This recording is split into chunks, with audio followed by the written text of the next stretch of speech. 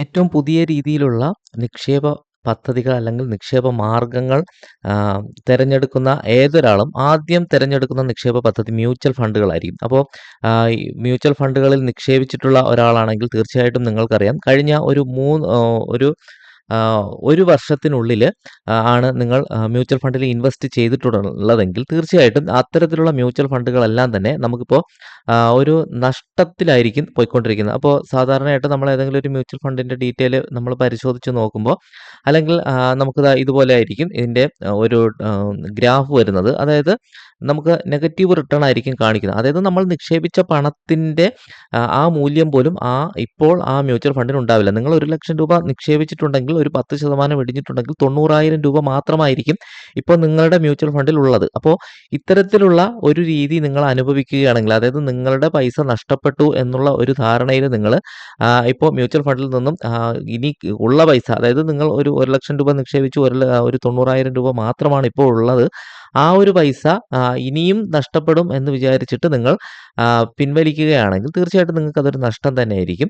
എന്നാൽ ഇപ്പോഴത്തുള്ള വിപണി സാഹചര്യം, അതായത് നമ്മുടെ സ്റ്റോക്ക് മാർക്കറ്റ് എന്ന് പറയുന്നത് ഇപ്പോൾ വളരെയധികം താഴേക്ക് വന്നിരിക്കുകയാണ്. അതായത് മാർക്കറ്റ് ഇടിഞ്ഞിരിക്കുന്ന ഒരു സമയമാണ്. അതായത് ഇപ്പോൾ നിഫ്റ്റി നോക്കുകയാണെങ്കിൽ ഇപ്പോൾ 22,929 രൂപ, 29 പോയിന്റാണ് ഇപ്പോൾ നിലവിൽ നിൽക്കുന്നത്. ഇത് കഴിഞ്ഞ ഒരു വർഷത്തിന് മുൻപേ ഒക്കെ നമ്മൾ നോക്കിയിരുന്നെങ്കിൽ 26,000 വന്നതിൽ നിന്നാണ് ഒരു 4,000 പോയിന്റാണ് ഇപ്പോൾ ഇടിഞ്ഞിരിക്കുക. അപ്പോൾ അത്രയും 4,000 പോയിന്റിന്റെ ഡിഫറൻസ് തന്നെയാണ് നമ്മുടെ മ്യൂച്വൽ ഫണ്ടുകളിലും ബാധിക്കുന്നത്. അപ്പോൾ സ്റ്റോക്ക് മാർക്കറ്റിലാണല്ലോ നമ്മൾ നിക്ഷേപിക്കുന്ന മ്യൂച്വൽ ഫണ്ടുകളെല്ലാം തന്നെ ഇൻവെസ്റ്റ് ചെയ്യുന്നത്. അപ്പോൾ നമ്മൾ നിക്ഷേപിച്ച തുക ഏതെങ്കിലും ഓഹരി വിപണിയിലുള്ള ഏതെങ്കിലും ഒരു കമ്പനിയിലാണ് നിക്ഷേപിക്കുന്നത്. ആ കമ്പനിയുടെ വില ഇടിയുകയാണ് ചെയ്യുന്നത്. അപ്പോൾ ഇത്തരത്തിലാണ് നമ്മുടെ മ്യൂച്വൽ ഫണ്ടിലും ഇപ്പോൾ ഒരു ഇടിവ് രേഖപ്പെടുത്തിയിട്ടുള്ളത്.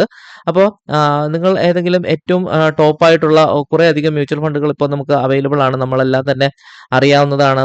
Motilal Oswal, Parag Parikh, Nippon India, Quant small cap, ഇങ്ങനെ നമ്മൾ സ്റ്റോക്ക് മാർക്കറ്റിന്റെ ഇൻഡെക്സ് പ്രകാരമുള്ള ഏത് മ്യൂച്വൽ ഫണ്ടിൽ ഇൻവെസ്റ്റ് ചെയ്തിട്ടുള്ളവരായിരുന്നാലും നമ്മൾ കഴിഞ്ഞ ഒരു 3 വർഷം മുൻപാണ് ഇൻവെസ്റ്റ് ചെയ്തത്, തീർച്ചയായിട്ടും നിങ്ങൾക്കൊരു 20% അല്ലെങ്കിൽ ഒരു 15% മുകളിൽ ആവറേജ് റിട്ടേൺ കാണിച്ചിട്ടുണ്ടാവും. പക്ഷേ നമ്മളിപ്പോൾ പിൻവലിക്കുകയാണെങ്കിൽ ഒരു 15% നിങ്ങൾക്ക് റിട്ടേൺ കിട്ടുന്നതായിരിക്കും. പക്ഷേ നമ്മളിതാ ഇവിടെ ഒരു മാസത്തെ നോക്കുമ്പോഴാണ് 9 അല്ലെങ്കിൽ 10%, അല്ലെങ്കിൽ കഴിഞ്ഞ 6 മാസം മുൻപാണ് നിങ്ങൾ ഇൻവെസ്റ്റ് ചെയ്തതെങ്കിൽ ഇപ്പോൾ ഒരു 5%-ഓളമൊക്കെ ഇടിവ് രേഖപ്പെട്ടിട്ടുണ്ടാവും. ഇത് എല്ലാ മ്യൂച്വൽ ഫണ്ടിലും ബാധകമല്ല. അപ്പോൾ ഞാനിത് ജസ്റ്റ് ഒന്ന് കാണിച്ചെന്നേ ഉള്ളൂ. ഇപ്പോൾ നമ്മൾ ഒരു കഴിഞ്ഞ 6 മാസത്തെ നിപ്പോൺ പരാഗ് പരീഖാണ് നോക്കുന്നതെങ്കിൽ ഒരു 3%. അപ്പോൾ നമ്മൾ പലപ്പോഴും വിചാരിക്കും FD ഒക്കെ ഇട്ടിരുന്നെങ്കിൽ മതിയായിരുന്നു, അങ്ങനെയായിരുന്നെങ്കിൽ നമുക്ക് ഇതിനേക്കാളും ഒരു പൈസ കിട്ടുമായിരുന്നു.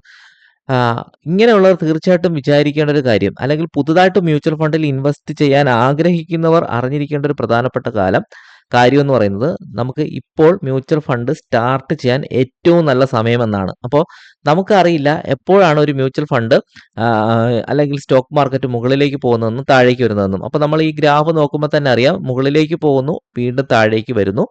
എപ്പോഴും മുകളിലേക്കും താഴേക്കും സഞ്ചരിച്ചു കൊണ്ടാണെങ്കിലും ആ ഗ്രാഫ് ഒരു ആവറേജ് നോക്കിക്കഴിഞ്ഞാൽ മുകളിലേക്ക് തന്നെയാണ് പോകുന്നത്, ഒരു താഴേക്കല്ല വരുന്നത്. നമ്മൾ ഒരു വർഷത്തെയോ അല്ലെങ്കിൽ നമ്മൾ 5 വർഷത്തെയോ ഒക്കെ നമ്മൾ ആ ഒരു ഗ്രാഫ് നോക്കിക്കഴിയുമ്പോൾ നമുക്ക് മനസ്സിലാവും. പക്ഷേ ഇതിനിടയിൽ മാർക്കറ്റിന്റെ ഉയർച്ച താഴ്ചകൾ, താഴേക്കും മുകളിലേക്കും ഒരു ഫ്ലക്ച്വേഷൻ ഉണ്ടാവും. അപ്പോൾ ഒരു ചാഞ്ചാട്ടം ഉണ്ടാവും. അപ്പോൾ ആ ചാഞ്ചാട്ടത്തിൻ്റെ ഫലമായിട്ടാണ് ഇപ്പോൾ മ്യൂച്വൽ ഫണ്ടുകളെല്ലാം തന്നെ താഴേക്ക് നിൽക്കുന്നത്. അപ്പോൾ എന്തുകൊണ്ട് ഇപ്പോൾ നിക്ഷേപിക്കണമെന്ന് ചോദിച്ചു കഴിഞ്ഞാൽ, നമുക്ക് മാർക്കറ്റിൽ ഇപ്പോൾ ഞാൻ ഒരു ഉദാഹരണത്തിന് പരാഗ് പരീഖ് നമുക്ക് മറ്റൊരു മ്യൂച്വൽ ഫണ്ട് എടുക്കാം. ഇപ്പോൾ മോട്ടിലാൽ ഓസ്വാൾ എന്ന് പറയുന്ന മ്യൂച്വൽ ഫണ്ട് നമ്മൾ വാങ്ങാൻ ഉദ്ദേശിക്കുന്നു. ഇതിൻ്റെ NAV എന്ന് പറയുന്നത്, അതായത് നമ്മൾ വാങ്ങുന്ന ഒരു യൂണിറ്റിൻ്റെ വില എന്ന് പറയുന്നത് 104 രൂപയാണ്. അപ്പോൾ ഇത് ഒരു വർഷം മുൻപ് 129 രൂപയായിരുന്നു. അതായത് നമ്മൾ ഇപ്പോൾ വാങ്ങുമ്പോൾ നമുക്ക് വെറും 104 രൂപ കൊടുത്താൽ മതി. എന്നാൽ കുറച്ചു കാലം മുൻപേ ആണെങ്കിൽ 115 രൂപ കൊടുക്കണമായിരുന്നു. കഴിഞ്ഞ ഒരു മാസത്തിന് മുൻപാണെങ്കിൽ നമുക്ക് 115 രൂപ കൊടുക്കേണ്ടിരുന്നത് ഇപ്പോൾ 100 രൂപ കൊടുത്താൽ മതി. അപ്പോൾ ഇത് ലാഭമല്ലേ? അപ്പോൾ SIP ആയിട്ടാണ് നമ്മൾ മ്യൂച്വൽ ഫണ്ടിൽ ഇൻവെസ്റ്റ് ചെയ്യുന്നത്. സിസ്റ്റമാറ്റിക് ഇൻവെസ്റ്റ്മെന്റ് ആയിട്ടാണ് പ്ലാൻ നമ്മൾ ചെയ്യുന്നതെങ്കിൽ നമുക്കിത് വളരെയധികം ബെനിഫിറ്റ് ആണ്. മാർക്കറ്റ് ഇടിഞ്ഞിരിക്കുന്ന സമയത്ത് SIPയിൽ നമ്മൾ ഇടുമ്പോൾ ആ ഒരു യൂണിറ്റിന് കൂടുതൽ എമൗണ്ട് ആയിരിക്കും നമുക്ക് കിട്ടുന്നത്. അതായത് നമ്മളൊരു 1000 രൂപ മ്യൂച്വൽ ഫണ്ടിൽ ഇൻവെസ്റ്റ് ചെയ്യുകയാണെങ്കിൽ അതിൽ 104 രൂപയുടെ 9 സംതിങ് യൂണിറ്റുകളായിരിക്കും നമ്മൾ വാങ്ങുന്നത്. അപ്പോൾ 104 എന്ന് പറയുന്നത് 110 രൂപ ആവുമ്പോഴാണ് നമുക്ക് 6 രൂപ ലാഭം കിട്ടുന്നത്. അപ്പോൾ 60 രൂപ ലാഭം കിട്ടും 10 യൂണിറ്റ് വാങ്ങുകയാണെങ്കിൽ.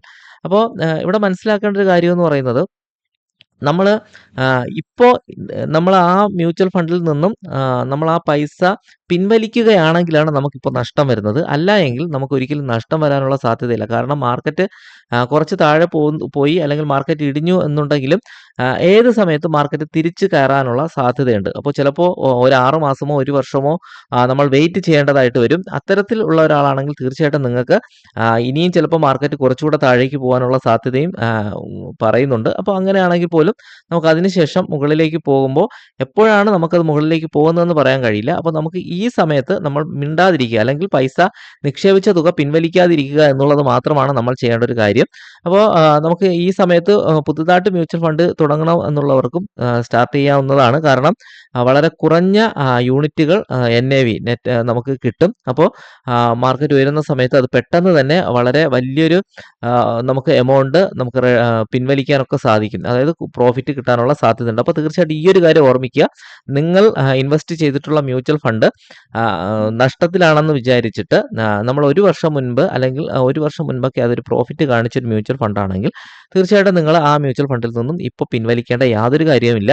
പിന്നെ നിങ്ങൾക്ക് എന്തെങ്കിലും അത്യാവശ്യമുണ്ട് പിൻവലിക്കണമെന്നുണ്ടെങ്കിൽ മാത്രം ആ നഷ്ടം സഹിച്ചുകൊണ്ട് പിൻവലിക്കേണ്ടതായിട്ട് വരും. അല്ല എങ്കിൽ തീർച്ചയായിട്ടും കുറച്ച് കാലം കഴിയുമ്പോൾ നല്ല രീതിയിലുള്ള പ്രോഫിറ്റ് കിട്ടും. അപ്പോൾ അതുവരെ നമ്മളെപ്പോഴും സ്റ്റോക്ക് മാർക്കറ്റും മ്യൂച്വൽ ഫണ്ടും എല്ലാം തന്നെ പേഷ്യൻസ്, നമ്മൾ ക്ഷമയോടെ ഇരുന്നാൽ മാത്രമായിരിക്കും അതിൽ നിന്നും പ്രോഫിറ്റ് കിട്ടുന്നത്.